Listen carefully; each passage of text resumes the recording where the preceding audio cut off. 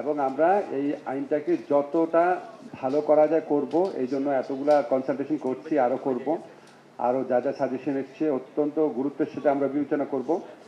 আমাদের প্রধান আলোচক পিনাকি ভট্টাচার্য থেকে শুরু করে আমাদের শেষ আলোচক ফরাদ মাজার ভাই যা যা বলেছে সব কিছু বিবেচনা করব। আমরা এটা কেন করে যেতে চাই সেটা হচ্ছে আমরা ঠিক কনফার্ম না আমাদের পরে যারা আসবে তারা এই ধরনের আইন করবে কিনা। আর হচ্ছে আমরা এই আইনটা খুব শক্তিশালী করতে চাই, এখানে যে কমিশন আছে সেটাকেও শক্তিশালী করতে চাই, কারণ আমরা এটাও কনফার্ম না পরের সরকার যদি গুমের কোনো আইন করে সেটাকে শক্তিশালী করবে কিনা এটা কনফার্ম না।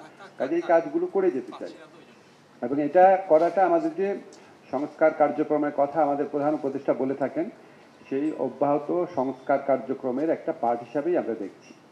এখন অনেকগুলো প্রসঙ্গ আসছে খুব গুরুত্বপূর্ণ। প্রিএমবেলের কথা বলেছেন, অফকোর্স প্রিএমবেলের মধ্যে যেগুলো আনা দরকার, কমান রেসপন্সিবিলিটি অবশ্যই আরও ক্ল্যারিফাইড করা দরকার, সেপারেট লর প্রয়োজন আছে, এটা মেজরিটি যারা আছেন বলেছেন, সেপারেট কমিশনের কথা বলেছেন।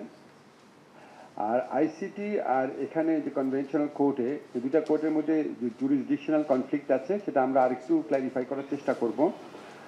আর কমিশনের কথা তো বলেছি, আর অতীত অপরাধকে কীভাবে আনা যায়, এটা খুব গুরুত্বপূর্ণ প্রসঙ্গ, এটা তুলেছেন, এটা অবশ্যই আমরা বিবেচনা করব। ফরাদ ভাই বারবার ট্রুথ অ্যান্ড রিকনসিলিয়েশন কমিশনের কথা বলেছেন, ট্রুথ জাস্টিস কমিশন অথবা ট্রুথ রিকনসিলিয়েশন কমিশন, এটা আসলে খুব দরকার আছে। এটা সম্ভবত আমাদের দেশে 1972 সন থেকে থাকলেই ভালো হতো। তো আমরা সব কিছুই আপনার খুব কনফ্রন্টেশনালভাবে নিষ্পত্তি করতে যাই, আমরা একটা জাতি, সেটার বাইরে এই ধরনের চিন্তা চেতনা ফরাদ ভাই বলেছেন, আরও আমাদের অনেকেরই বলা দরকার। আমি ওনার জ্ঞাতার্থে জানাচ্ছি যে আমরা ট্রুথ এবং রিকনসিলিয়েশন কমিশন গঠন করব। এই লক্ষ্যে আমি এবং আমাদের মাননীয় চিফ জাস্টিস আমরা একটা টিম নিয়ে সাউথ আফ্রিকাতে যাচ্ছি, আমাদের সাথে ইউএনডিপি এবং আরও অনেকে ইনভলভ আছেন। আমরা ফিরে এসে আপনাদের সাথে অভিজ্ঞতা শেয়ার করব এবং আমরা যখন এই ট্রুথ অ্যান্ড রিকনসিলিয়েশন কমিশন করব আমরা অবশ্যই ফরাদ ভাই আপনাকেও ডাকবো। এবং আমার মনে হয় আমরা মানে অনন্তকাল হানাহানি করে আমাদের এই জাতির মুক্তি হবে না, আমাদের জাতীয় ঐক্য গড়ে উঠতে হবে।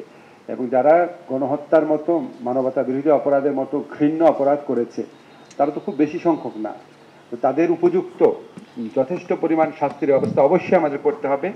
এবং তারা যে এই জাতিতে একটা বিচ্ছিন্ন, এই জাতির মূলধারা থেকে বিচ্ছিন্ন, সেটাকে এস্টাবলিশ করার জন্য হলেও আমাদের ট্রুথ অ্যান্ড রিকনসিলিয়েশন কমিশন করতে হবে। তো আমরা যারা গণহত্যার এবং মানবতা বিরোধী অপরাধ করেছে তাদের উপযুক্ত বিচার করে তাদেরকে আইনি প্রক্রিয়ার মাধ্যমে সর্বোচ্চ শাস্তি দেওয়ার জন্য যা যা করা যায় সেটার লক্ষ্যে আমরা বদ্ধপরিকর।